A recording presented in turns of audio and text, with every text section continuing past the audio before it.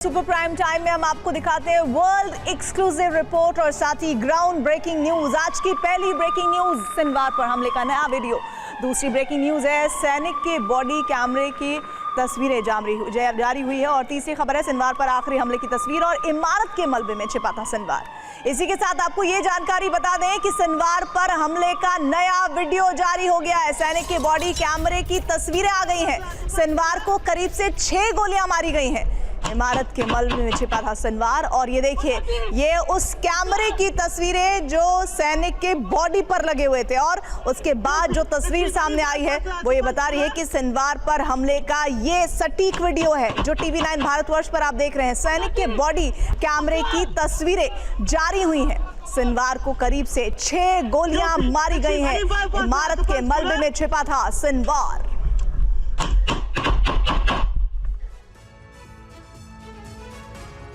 घातक हथियारों के इस युग में जीत के लिए कुशल रणनीति भी जरूरी है। और यही वजह है कि 85 साल के हो चुके ईरान के सुप्रीम लीडर खामेनेई इजराइल से बदले के लिए सिर्फ सेना, मिसाइल और ड्रोन के भरोसे नहीं है। गाजा और लेबनान से सबक लेते हुए खामेनेई ने अब एक नया प्लान तैयार किया है। इस प्लान के तहत अमेरिकी मित्र देशों की धरती से इजराइल के खिलाफ यलगार की तैयारी चल रही है। हमास और हिजबुल्लाह जैसे कई ऐसे संगठन तैयार होने लगे हैं जिन पर गाजा या लेबनान जैसा हमला नहीं हो सकेगा। खामेनेई के सीक्रेट मिशन का नाम है कोड एस। कैसे आगे बढ़ेगा ये अभियान, इस रिपोर्ट में देखिए।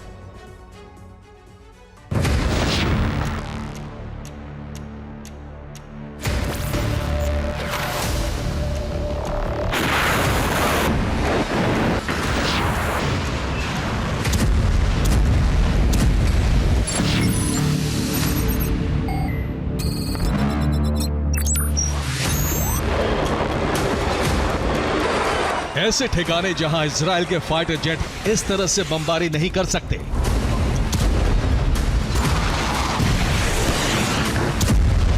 दुनिया की ऐसी जगह जहां इजराइल बंकर बस्टर मिसाइल नहीं गिरा सकता।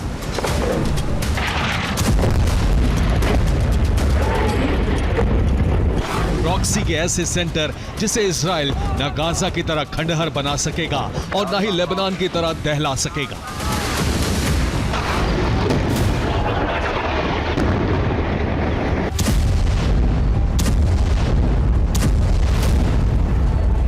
ये खामेनेई के शातिर दिमाग का नया प्लान है। ये ईरान के सीक्रेट मिशन का हिस्सा है। इसे IRGC और कुद्स फोर्स को कोड एस के नाम से भेजा गया है।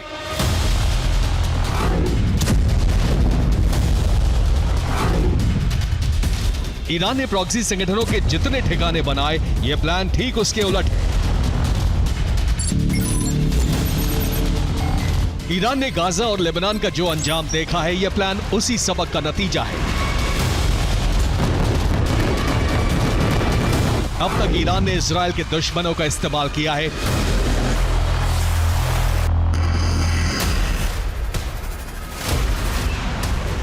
लेकिन कोड एस बिल्कुल अलग है, क्योंकि अब अमेरिका और इजराइल के दोस्तों और समर्थकों का इस्तेमाल होगा।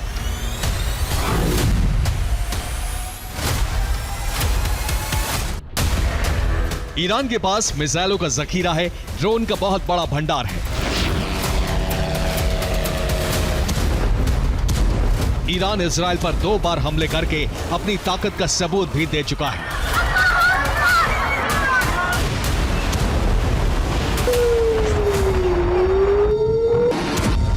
लेकिन ईरान की कोशिश बगैर सेना का इस्तेमाल किए इजराइल को तबाह करने की है।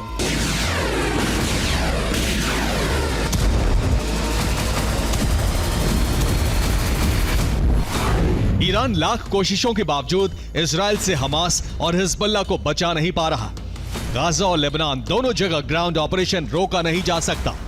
सीरिया पर इजराइल की बमबारी रोक पाना मुमकिन नहीं है।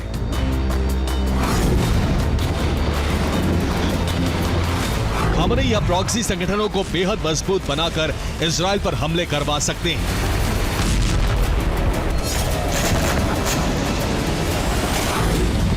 इसलिए अब ऐसी जगहों की तलाश की जा रही है जहां इजराइल की सेना के लिए घुसना बेहद मुश्किल हो।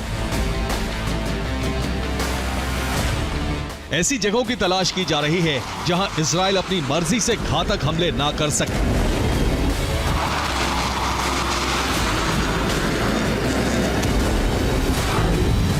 खमेनी ने ऐसे देशों को चुना है जिनके अमेरिका के साथ अच्छे रिश्ते हैं। अमेरिका जिनसे रिश्ते नहीं बिगाड़ना चाहता। इजराइल जहां किसी तरह का एक्शन ना ले सके। खमेनी का सीक्रेट प्लान ऐसा है कि इजराइल ही नहीं बल्कि कई सुन्नी देशों की मुसीबतें बढ़ सकती हैं। आपको खमेनी का प्लान समझाते हैं।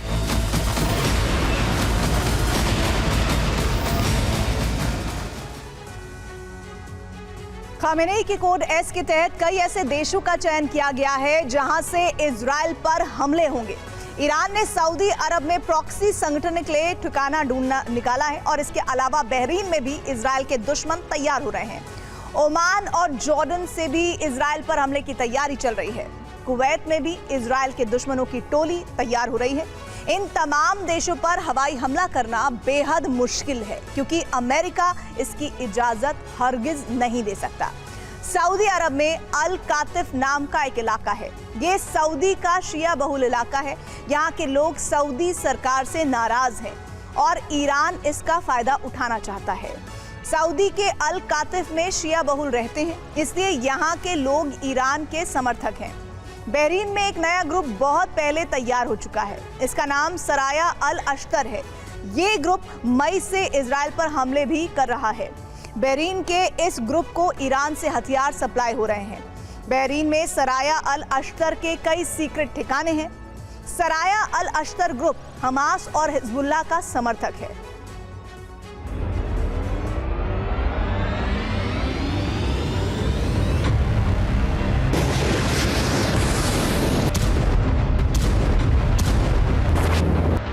ये सऊदी के अल कातिफ इलाके का वीडियो है। सऊदी सरकार के खिलाफ आवाज उठाने वाले इस इलाके की तस्वीर अब बदल चुकी है।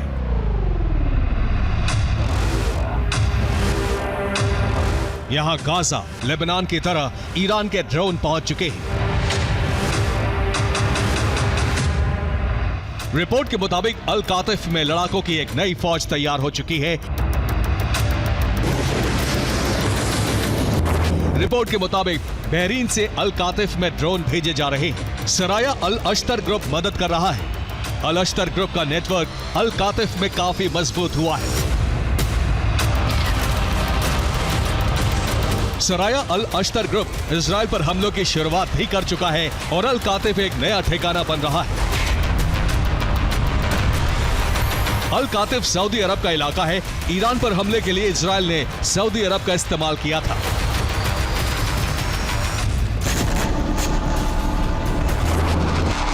लेकिन सऊदी अरब की जमीन पर इजराइल एक भी धमाका नहीं कर सकता।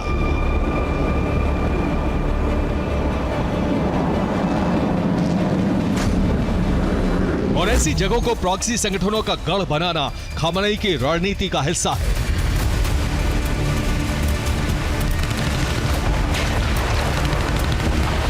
जॉर्डन में भी ईरान की मिसाइलों को गिराने का विरोध हुआ था।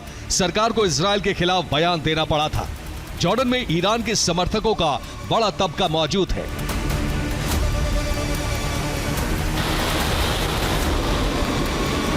यानी सऊदी की तरह भले ही जॉर्डन की सरकार ईरान की मदद ना करे, लेकिन ईरान जॉर्डन में इजराइल के खिलाफ एक बड़ा ग्रुप आसानी से तैयार कर चुका है।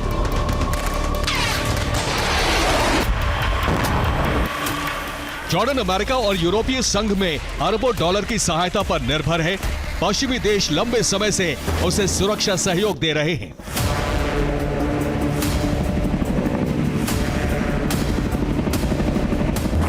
ऐसे में अमेरिका और इजराइल के लिए यहां भी हवाई हमला करना मुश्किल होगा।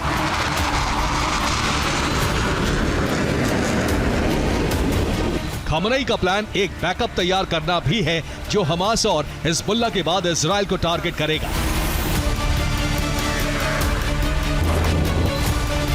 ईरान नए प्रॉक्सी संगठनों को बनाने में जुट गया है। गाजा लेबनान में जंग को लंबा खींचने का प्लान है।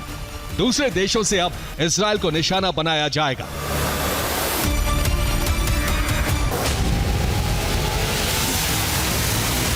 इजराइल पर मिसाइल और ड्रोन से हमले का विकल्प हमेशा खुला है, लेकिन ईरान इजराइल को लंबे वक्त तक जंग में उलझाने की कोशिश में है। इसलिए खामनेई अब शिया मुसलमानों को एकजुट करके इजराइल के खिलाफ धर्म युद्ध की शुरुआत कराना चाहते हैं।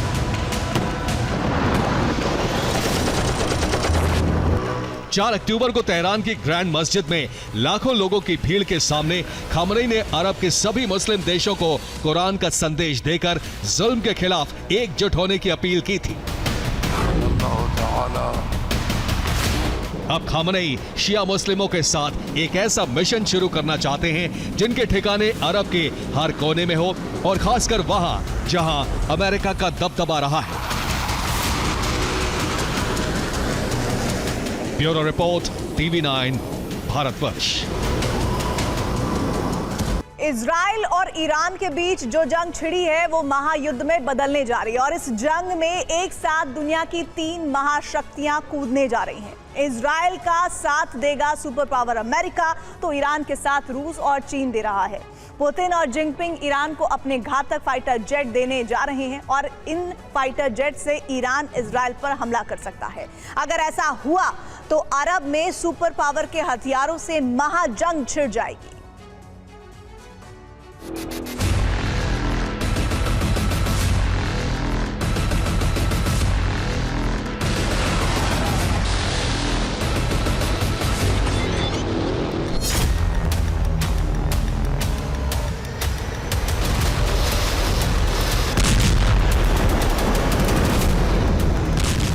Israel launched what it's called. Iran Supreme Leader Ayatollah Ali Khamenei has This made morning, his first official Israel remarks on completed what it Israel's called strikes. Israel carried out a major and highly anticipated series of Israel Iran पर हमला कर चुका है। Iran Israel पर पलटवार की तैयारी कर रहा है। इजराइल और ईरान की ये जंग सुपर पावर की जंग में तब्दील होने जा रही है। अरब में दुनिया की 3 महाशक्तियां महाजंग के मैदान में उतरने जा रही हैं।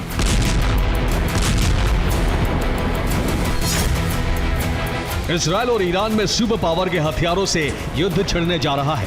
एक ऐसा महायुद्ध जिसकी आग में अरब के कई देश भस्म हो सकते हैं।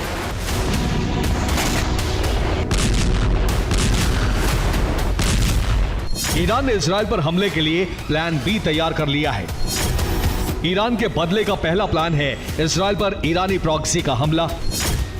दूसरा प्लान है खुद ही इजराइल पर सीधा हमला करना।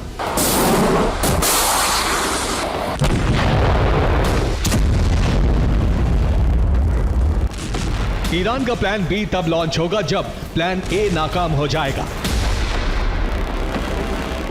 मतलब ये कि अगर ईरानी प्रॉक्सी इजराइल से बदला नहीं ले पाए, तब ईरानी सेना खुद ही इजराइल पर बैलिस्टिक मिसाइलों से वज्रपात करेगी।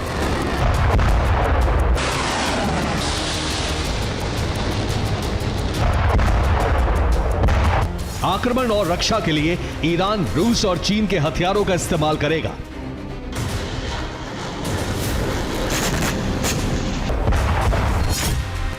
इजराइल पर ईरान का हमला तय है। इस बात की पुष्टि एक बार फिर तब हो गई जब इजराइल के हमले पर ईरानी राष्ट्रपति मसूद पज़ेश्कियान का पहला बयान आया। पज़ेश्कियान ने कहा कि इजराइल ने हमारे सामने कोई विकल्प नहीं छोड़ा है। ईरान में हमला कर इजराइल ने हमें जवाब देने के लिए मजबूर कर दिया है।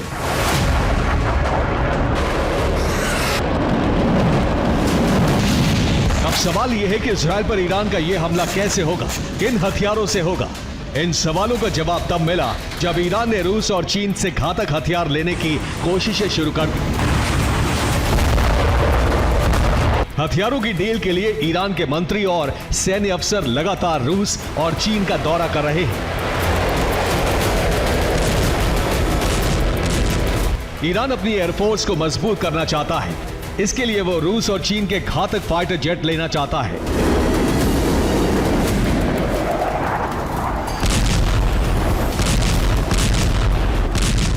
यही वजह है कि ईरान के मंत्री और सैन्य अधिकारी मॉस्को और बीजिंग का चक्कर लगा रहे हैं।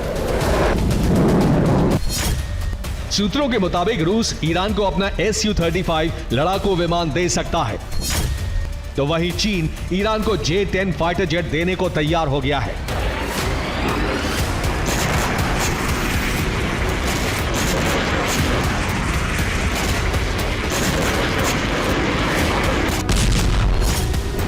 रूसी राष्ट्रपति पुतिन और चीन के राष्ट्रपति जिनपिंग का एक ही लक्ष्य है और वो है अमेरिका और पश्चिमी देशों के वर्चस्व का खात्मा।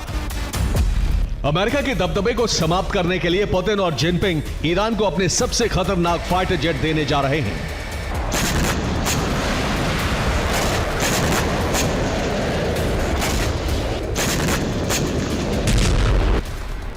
रूस और चीन के फाइटर जेट मिलते ही अरब में सुपर पावर के हथियारों से बड़ी जंग शुरू हो जाएगी। इजराइल के पास अमेरिका के घातक फाइटर जेट हैं, तो ईरान को रूस और चीन के लड़ाकू विमान मिल जाएंगे। इसके बाद विनाश का नया चैप्टर खुल जाएगा।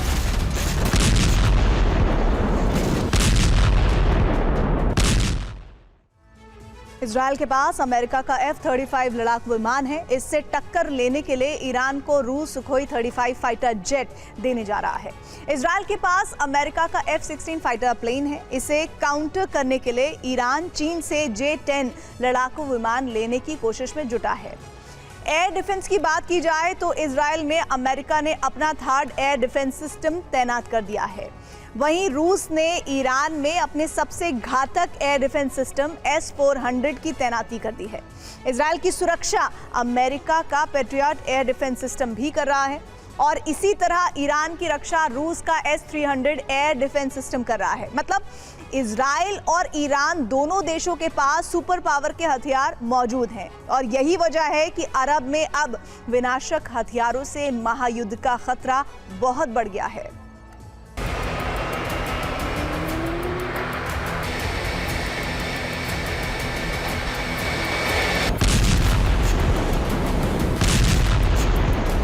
ईरान अपनी वायुसेना को मजबूत करने के लिए सिर्फ रूस और चीन की मदद ही नहीं चाह रहा है, बल्कि अपने बेड़े में पाकिस्तान के लड़ाकू विमान को भी शामिल करना चाहता है। इसके लिए ईरानी air force chief brigadier general Hamid Vahidi Pakistan पहुंचे हैं।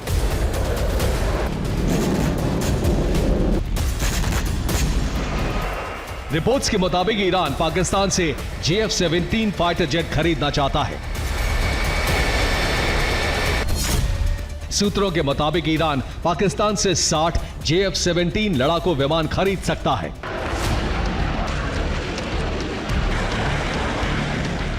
पाकिस्तान ने JF-17 लड़ाकू विमान को चीन की मदद से बनाया है। अब इसी विमान को ईरान इजराइल पर हमले के लिए खरीदने जा रहा है।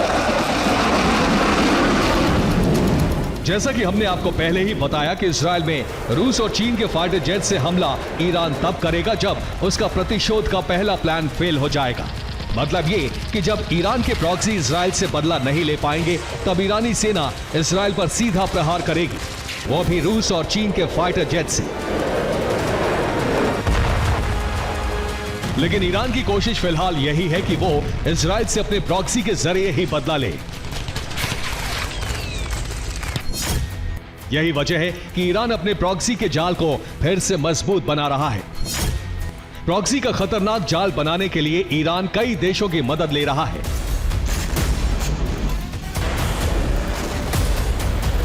मदद करने वाले प्रमुख देश हैं रूस और चीन। ये वही दो देश हैं जो न सिर्फ ईरानी सेना को बल्कि उसके प्रॉक्सी को भी खतरनाक हथियार और तकनीक दे रहे हैं।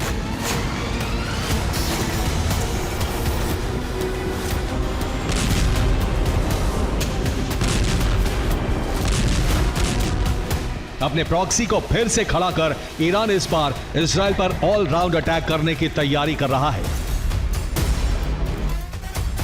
उधर इजराइल के साथ अमेरिका है, उसके पास अमेरिका के खतरनाक फाइटर जेट और एयर डिफेंस सिस्टम है। जाहिर है अगर ईरान ने रूस और चीन के लड़ाकू विमानों से हमला किया तो इजराइल और ईरान में सुपर पावर के हथियारों से खतरनाक जंग शुरू हो जाएगी। Bureau report TV9 Bharatvarsh. बड़ी खबर आ रही है, लेबनान के दायरे पर बमबारी हुई है। इजराइल के वायुसेना का हमला करने की जानकारी है और हिजबुल्लाह के कई ठिकाने इसमें तबाह हुए हैं।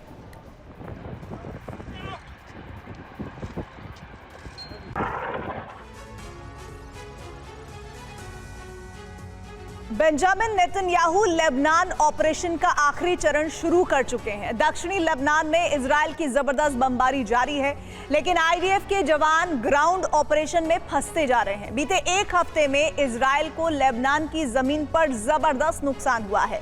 सिर्फ इतना ही नहीं, दावा है कि उत्तरी इजराइल के अस्पताल घायल जवानों से भर चुके हैं। लेकिन सवाल है कि अब तक बैकफुट पर नजर आ रहा हिजबुल्लाह अचानक इजरायली ग्राउंड फोर्स पर भारी कैसे पड़ने लगा।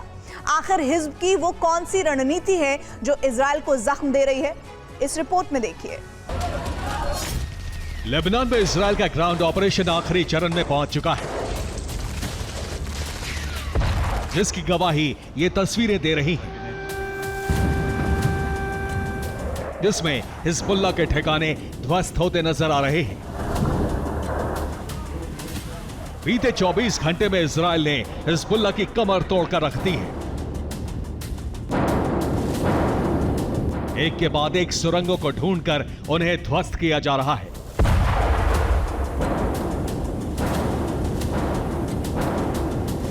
ये तस्वीरें दक्षिण लेबनान के अलग अलग इलाकों से सामने आई हैं, जहां बीते 24 घंटे में इजराइल ने जबरदस्त बारूद बरसाए। इजराइल का दावा है कि आईडीएफ ने बारूद के जरिए हिज्ब के कई सुरंगों और हिज्ब के ठिकानों को तबाह कर दिया और सबूत के तौर पर यह वीडियो जारी किए।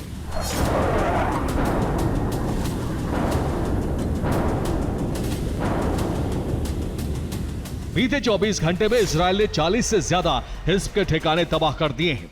12 से ज्यादा सुरंग ध्वस्त कर दी गई। 6 हिज्ब हेडक्वार्टर विस्फोट में उड़ा दिए गए। हमलों में 70 से ज्यादा हिज्ब लड़ाकों के मारे जाने की खबर है।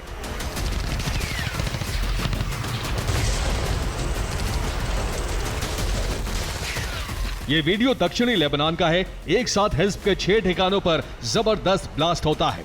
दावा है कि इनमें से एक हिज्ब की सुरंग भी मौजूद थी। इसे भी इजराइल ने तबाह कर दिया।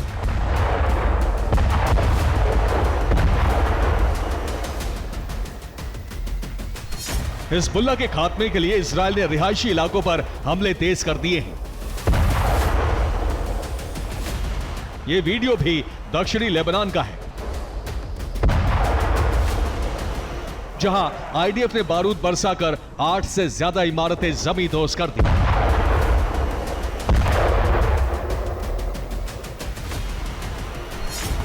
यह लेबनान के दाहिया शहर का वीडियो है। जिस इमारत को इजराइल ने तबाह किया, वहां हिज्ब का सर्विलांस सेंटर होने का दावा है। यह दाहिया में रदवान फोर्स का बेस भी था। आईडीएफ की पैराट्रूपर्स ब्रिगेड ने बारूद बरसाकर इसे तबाह कर दिया।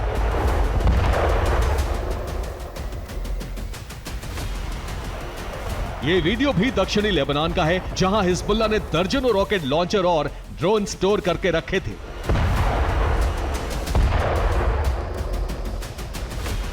धमाके में ये सभी तबाह हो गए, जिसकी वजह से भीषण तबाही देखी गई।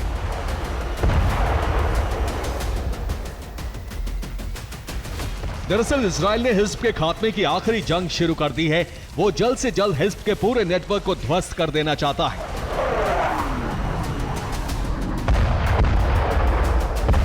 जिसकी वजह है ग्राउंड ऑपरेशन में हो रहा बड़ा नुकसान।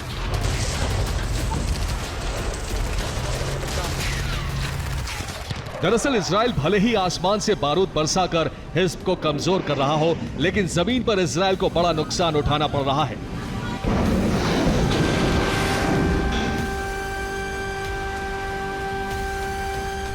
1 अक्टूबर को इजराइल ने लेबनान में ग्राउंड ऑपरेशन शुरू किया था, जिसके बाद से 2601 इजरायली सैनिक घायल हो चुके हैं। उत्तरी इजराइल के अस्पताल घायल सैनिकों से भरे पड़े हैं। बीते एक हफ्ते में 30 सैनिकों की मौत की खबर है।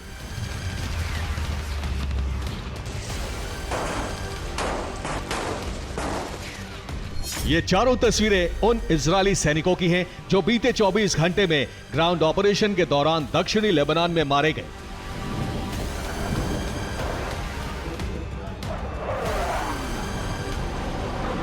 हालांकि ये इजराइल का ऑफिशियल आंकड़ा है, लेकिन कई ऐसी तस्वीरें भी सामने आ रही हैं जो इस डेटा को झूठा साबित कर रही हैं।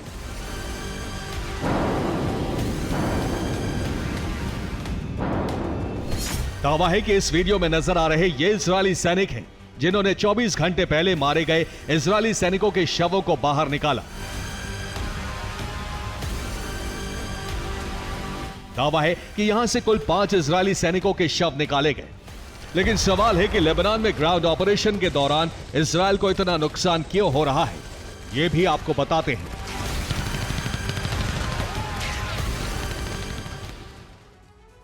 दरअसल हिजबुल्लाह ने इजरायली जवानों के लिए अपनी सुरंगों के पास जाल बिछाया हुआ है। यहां हिजबुल्लाह ने आईडीएफ के फ्यूज बम लगा रखे हैं। इन फ्यूज बम और मिसाइलों पर डायनामाइट फिट किए गए हैं, जिन्हें एक तार के जरिए रिमोट से जोड़ा जाता है। हिजबुल्लाह के लड़ाके इजरायली सैनिकों के इंतजार में सुरंगों के पास घात लगाकर बैठे रहते हैं। आईडीएफ के जवान सुरंगों और बंकरों की तलाश में यहां पहुंचते हैं ताकि यहां मौजूद ठिकानों को ध्वस्त किया जा सके। लेकिन ये इजरायली सैनिक बम विस्फोट में या तो मारे जाते हैं या फिर घायल हो जाते हैं। हिजब लड़ाकों ने शहर के पास जंगलों में कई ठिकाने बनाए हुए हैं। यहाँ हिजब लड़ाके रॉकेट लॉन्चर्स के साथ छिपे रहते हैं। शहर में सुरंगों की तलाश करते इजरायली सैनिकों की सटीक लोकेशन का इंतजार किया जाता है। लोकेशन मिलते ही रॉकेट से हमला कर दिया जाता है।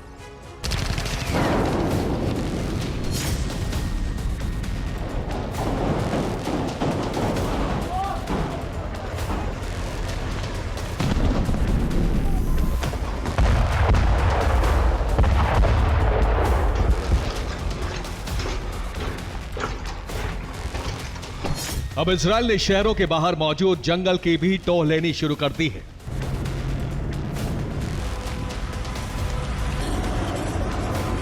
आईडीएफ जवान यहां छिपे इजरायली लड़ाकों और हथियारों को ढूंढकर तबाह कर रहे हैं। यह इजरायल के ऐसे ही ऑपरेशन का वीडियो है जहां घने जंगलों के बीच सैनिकों को हिजब का बंकर मिला।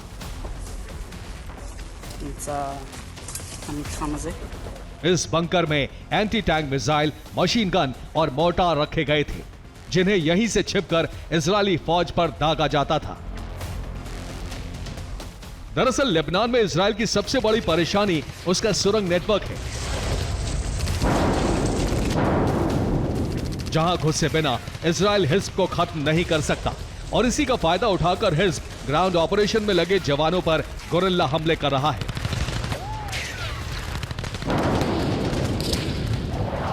हिजबुल्लाह लड़ाकों ने इजरायल के शहरों को भी दहलाना शुरू कर दिया है।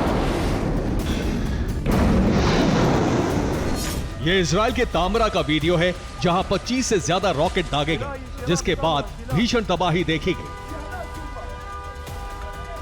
हमले में 3 लोग घायल हो गए। एक के बाद एक आगे लॉन्च होते ये हिजबुल्लाह के रॉकेट हैं। दावा है कि हिजब ने उत्तरी इजरायल पर back to back 75 rocket fire किए। हिजबुल्लाह वेस्ट बैंक में मौजूद इजरायली सैनिकों पर भी रॉकेट बरसा रहा है। हिजब की कोशिश यहां मौजूद इजरायली चौकियों को ध्वस्त करने की है। हिजब लड़ाकों ने इजरायल के शोमेरा, तामरा और आकरे में दर्जनों रॉकेट से हमले किए हैं, जिसकी वजह से इन शहरों के कई इलाके दहल उठे। हिजब हमले के लिए ईरानी अल्मास ATGM का इस्तेमाल कर रहा है, जिसकी वजह से इजरायल को हमले रोकने में मुश्किल आ रही है। ये वीडियो हिजबुल्लाह ने जारी किया है, जिसमें हिजब लड़ाके शोमेरा में मौजूद इजरायली चेकपोस्ट पर अल्मास मिसाइल से हमला करता है। यह हमला इतना सटीक था कि सीधा टारगेट पर हिट किया, जिसमें एक इजरायली सैनिक की मौत हो गई जबकि 5 घायल हैं। दरअसल दावा किया जा रहा है कि ईरान की तरफ से हिजबुल्लाह को हथियार की नई खेप मिल चुकी है, जिसके बाद हिजब लड़ाके फिर से फ्रंट फुट पर आकर हमले कर रहे हैं। ऐसे में हिजब को खत्म करने का मंसूबा पाले बैठे इजरायल के लिए मंजिल अभी बेहद दूर नजर आती है। Bureau report, TV9 Bharatvarsh. बड़ी खबर आ रही है, इजरायल के गलीली पर हमला हुआ है। पश्चिम गलीली पर 30 रॉकेट दागे गए हैं। सभी हमले नाकाम करने का दावा किया गया है।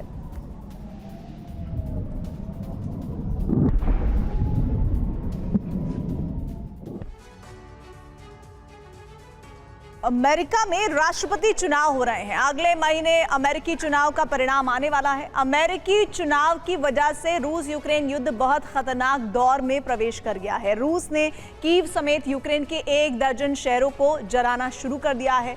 रूसी सेना भीषण हमले कर यूक्रेन के शहरों पर कब्जा कायम करती जा रही है। इस महीने के अंत तक रूस यूक्रेन के बड़े भूभाग पर कब्जा करना चाहता है। सवाल यही है कि आखिर अमेरिकी चुनाव की वजह से रूसी सेना ने यूक्रेन में हमले क्यों तेज कर दिए हैं। यूक्रेन की धरती कुछ इस तरह से दहल रही है। यूक्रेन के शहर विनाश की आग में पूरी तरह जल रहे हैं।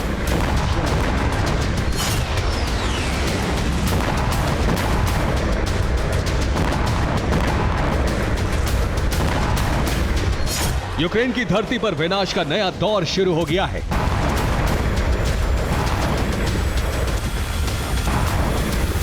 सर्दी की शुरुआत हुई और इसी के साथ रूसी सेना की बमबारी भी विध्वंसक हो गई।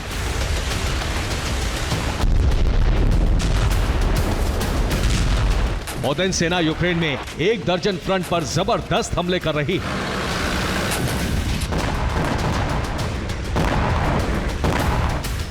रूस के हमले से ज़ेलेंस्की सेना पूरी तरह से दहल रही है। यूक्रेन में आए इस जलजले का अमेरिकी चुनाव से कनेक्शन है।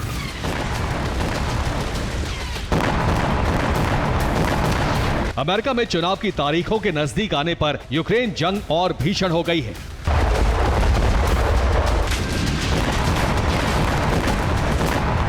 रूसी सेना विध्वंसक हमले करते हुई तेजी से आगे बढ़ रही है।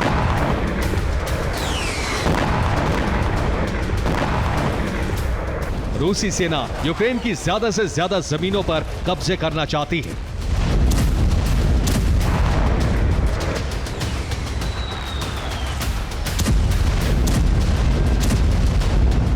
दरअसल दोनों देशों को यह लग रहा है कि अमेरिका में नई सरकार के आने पर नए समीकरण बनेंगे।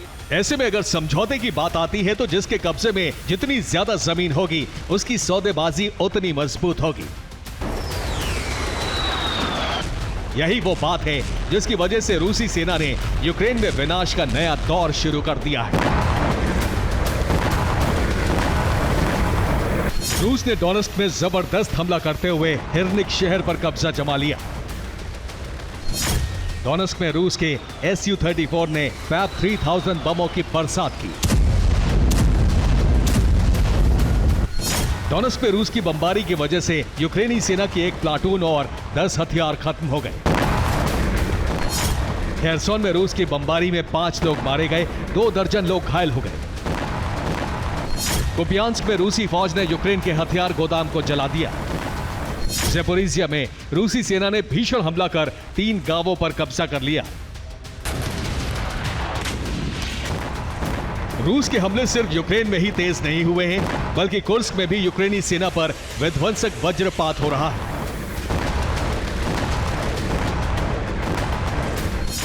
रूसी रक्षा मंत्रालय के मुताबिक कुर्स्क में अब तक यूक्रेन के 27,000 सैनिक मारे जा चुके हैं। सैन्य संहार का यह आंकड़ा हर बीते दिन के साथ बढ़ता जा रहा है। कुर्स्क में रूसी सेना के साथ साथ उत्तर कोरिया के हजारों सैनिक भी रूस के लिए जंग लड़ रहे हैं। रूस के मुताबिक रूस और उत्तर कोरिया के सैनिकों ने यूक्रेनी फोर्स को कुर्स्क में चारों तरफ से घेर लिया है। माना जा रहा है कि या तो ज़ेलेंस्की के सैनिक मारे जाएंगे या फिर वो सरेंडर करेंगे।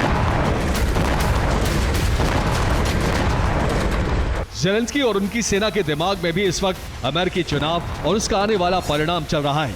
यही वजह है कि उसने भी रूस के अंदर हमले का स्केल बढ़ा दिया है।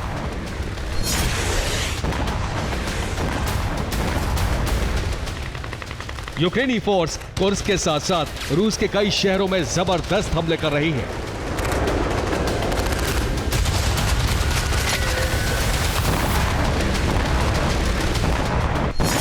यूक्रेन ने सबसे विध्वंसक हमला वोरोनिश में किया। यूक्रेन के हमले के बाद वोरोनिश में विनाश की बड़ी आग भड़क गई। रिपोर्ट्स के मुताबिक यूक्रेन की ड्रोन फोर्स ने वोरोनिश में 3 रूसी कंपनियों को तबाह कर दिया। आग की यह भयानक तस्वीर वोरोनिश में यूक्रेन के हमले की बात की है। रिपोर्ट के मुताबिक वोरोनिश में जो आग लगी है वो अब तक नहीं बुझाई जा सकी। बड़ी खबर इस वक्त आ रही है, हिजबुल्लाह का एक और सुरंग नष्ट हो गया है। बम लगाकर सुरंग को नष्ट करने की जानकारी है। लेबनान में 2 किलोमीटर लंबी सुरंग को नष्ट करने के बारे में यह खुलासा हुआ है।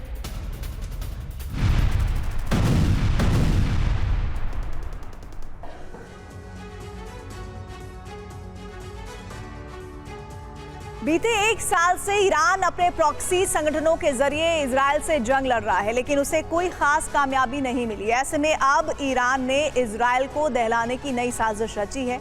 ईरान के जासूस इजराइल में सुपर एक्टिव हैं। मीडिया रिपोर्ट्स की माने तो अपने जासूसों के जरिए ईरान इजराइल में कई फिदायीन हमले करवा सकता है, जिसका ट्रेलर भी नजर आने लगा है।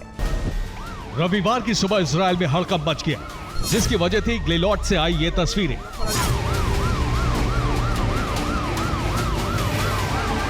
ट्रक का अगला हिस्सा पूरी तरह तबाह हो चुका है।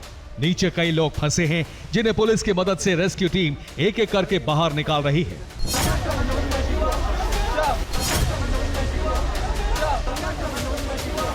हर तरफ अफरा तफरी मची है। एक के बाद एक एम्बुलेंस घायलों को अस्पताल पहुंचा रही है। ये तस्वीरें इजराइल में आने वाले बड़े खतरे का ट्रेलर माना जा रहा है। माना जा रहा है कि अब ईरान प्रॉक्सी और बारूद के बगैर इजराइल को दर्द देने की तैयारी कर चुका है और ये उसका पहला चरण है। दरअसल 27 अक्टूबर के दिन एक ट्रक ने बस स्टॉप पर खड़े लोगों को कुचल डाला। ये दर्दनाक घटना ग्लिलोत सैन्य बेस के पास हुई, जिसमें 5 लोगों की मौत हो गई जबकि 50 लोग घायल हो गए।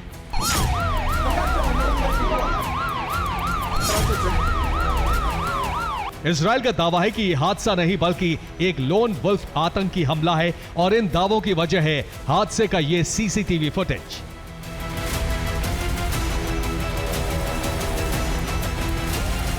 तस्वीरों में नजर आ रहा यह ग्लिलोट सैन्य बेस के पास मौजूद बस स्टैंड है, जहां कई लोग खड़े हैं। इनमें कई इजरायली सैनिक भी मौजूद हैं।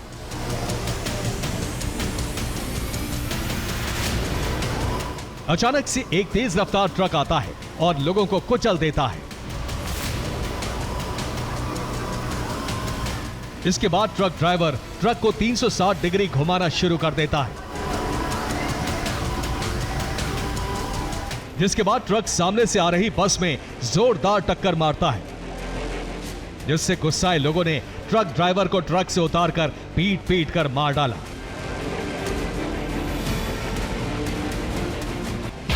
हमलावर की पहचान रामी नसरल्लाह के तौर पर हुई, जो इजराइल के कलान सावे शहर का रहने वाला था। रामी नसरल्लाह कई गंभीर अपराधों में जेल जा चुका है। इजराइल ने इसे आतंकी हमला करार दिया है और जांच के आदेश दिए हैं। नेतन्याहू सरकार में मंत्री इतामार बेन-ग्वीर ने अपने एक बयान में कहा, इस घटना की जांच एक आतंकी हमले के रूप में होगी। मैं उन नागरिकों को पूरा समर्थन देता हूं जिन्होंने हमला करने वाले शख्स को मार गिराया। वो एक आतंकवादी था।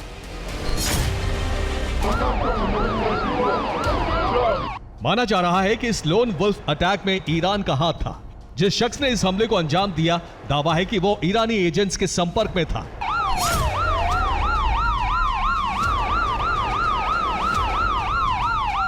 दरअसल हाल ही में इजरायली खुफिया एजेंसियों को इजराइल में ईरानी एजेंट्स के एक्टिव होने की खबरें मिली थी, जिसके बाद से इजराइल देश में मौजूद ईरानी एजेंट्स के नेटवर्क को तोड़ने में लगा है।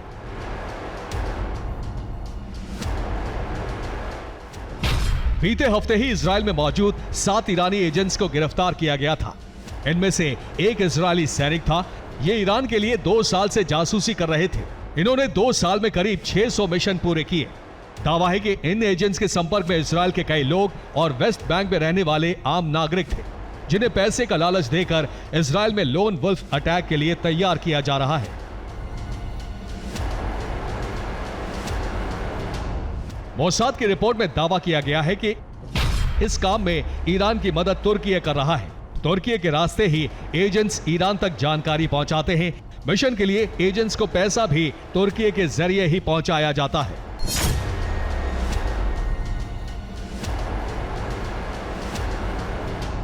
दरअसल बीते 1 साल से ईरान प्रॉक्सी के जरिए इजराइल से जंग लड़ रहा है, लेकिन अभी तक उसे कोई खास कामयाबी नहीं मिली।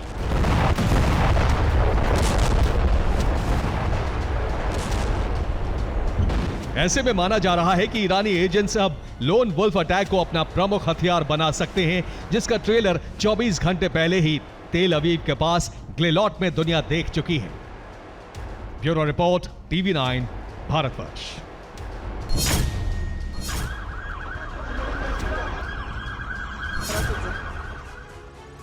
गाजा में एक बार फिर सीज फायर की कोशिश तेज है। मिस्र के राष्ट्रपति ने 2 दिन के सीज फायर का प्रस्ताव तैयार किया है, जिसके दौरान कुछ बंधक फिलिस्तीनी कैदियों की अदला बदली होगी। लेकिन सऊदी अरब से एक बार फिर अलग फिलिस्तीन बनाने की मांग हुई है।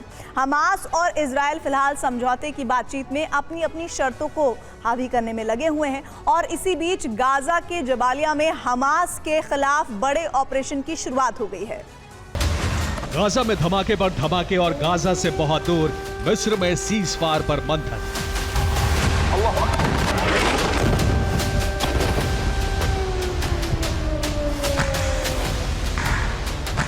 गाजा में संहार के सिलसिले को रोकने की कोशिश भी हो रही है और दूसरी तरफ सेना अपनी पूरी ताकत से हमास के ठिकानों को नष्ट करने में जुटी है।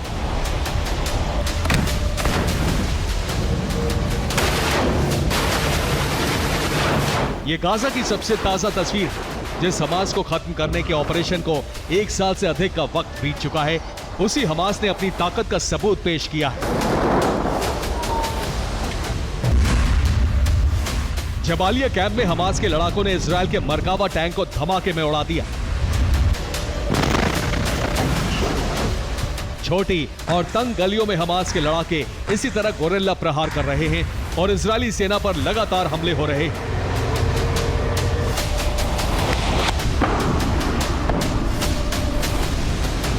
जबालिया कैंप में आईडीएफ का ऑपरेशन पिछले कई दिनों से जारी है। यहां इजरायली सैनिकों ने कमाल अदवान अस्पताल में छापेमारी की। इसी का बदला लेने के लिए हमास ने इजरायल के एक टैंक को निशाना बनाया।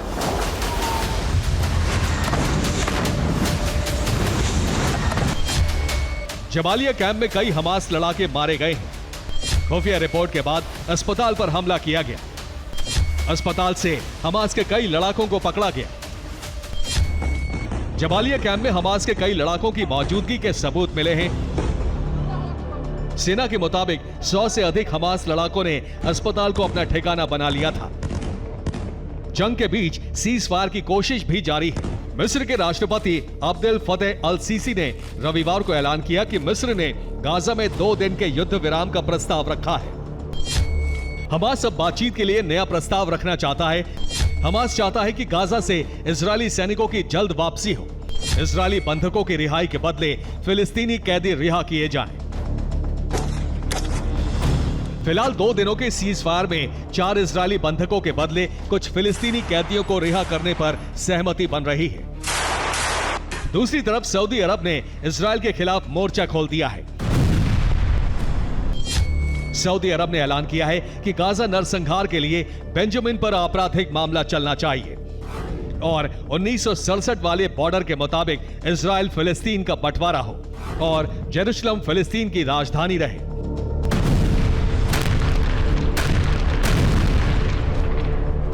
फिलहाल कोशिश है कि 2 दिन के सीज फायर से अमन का एक नया रास्ता निकाला जाए। एक रिपोर्ट में दावा है कि मिस्र के सीज फायर के प्रस्ताव को नेतन्याहू नहीं मानेंगे। प्रस्ताव के तहत 4 इजरायली बंधकों की रिहाई के लिए फिलिस्तीनी कैदियों की रिहाई की जाएगी, लेकिन नेतन्याहू इस प्रस्ताव में कुछ और शर्तें जुड़वाना चाहते हैं। उधर हमास की ओर से भी शर्तों पर बदलाव की बात कही जा रही है। हमास ने मिस्र के प्रस्ताव को स्वीकार करने की बात कही है, लेकिन यह भी कहा है कि 2 जुलाई को तय बातचीत की बातों को भी समझौते में शामिल किया जाए।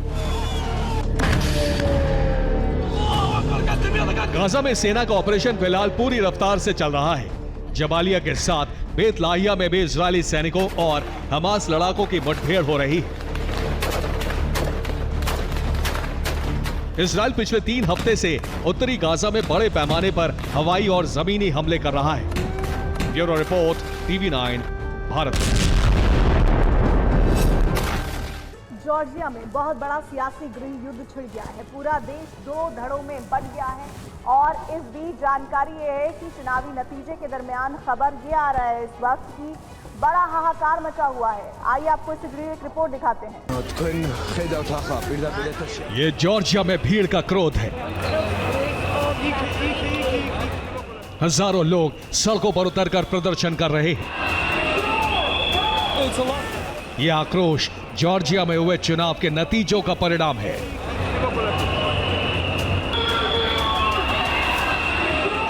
जॉर्जिया में चुनाव के नतीजे आए और इसी के साथ बवाल शुरू हो गया।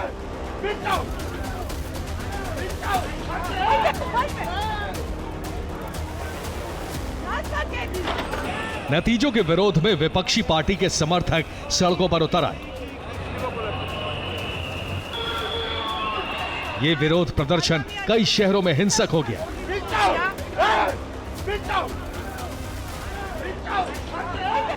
ये बवाल इसलिए हो रहा है क्योंकि जॉर्जिया में रूस की समर्थक वाली पार्टी की जीत हुई है।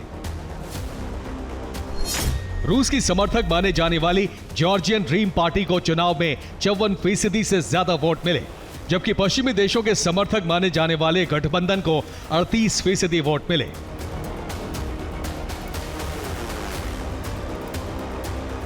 इस चुनाव नतीजों के साथ ही साफ हो गया कि जॉर्जिया में रूस की समर्थक वाली सरकार बनने जा रही है।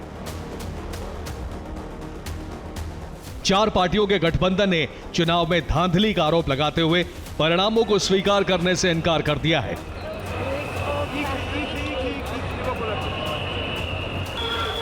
गठबंधन और उसके समर्थकों को लगता है कि जॉर्जियन ड्रीम पार्टी की सरकार बनने से देश में रूस का दखल बढ़ेगा।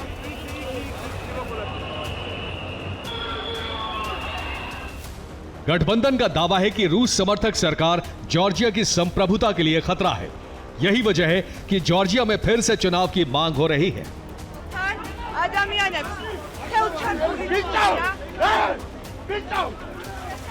Bureau report, TV9 Bharatvarsh.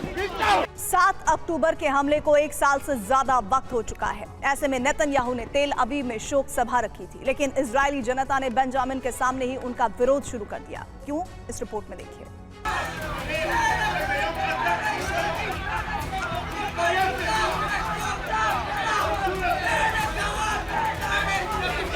Benjamin Netanyahu ने बोलना शुरू ही किया। 2 लफ्ज ही निकले थे कि सामने मौजूद लोगों ने शोर मचाना शुरू कर दिया। बेंजामिन नेतन्याहू के खिलाफ हर शख्स ने नारे लगाने शुरू कर दिए।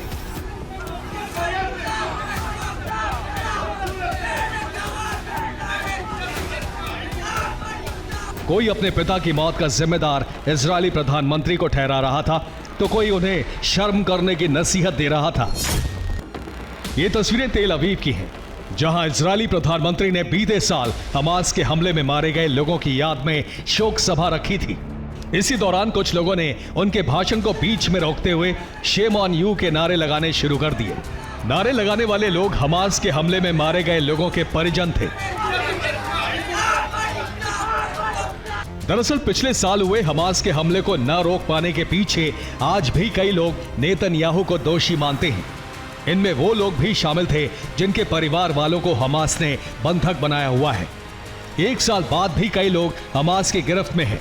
ऐसे में लोगों के बीच नेतन्याहू को लेकर काफी गुस्सा है, जो इस सभा के दौरान भी दिखा। Bureau report, TV9 Bharatvarsh.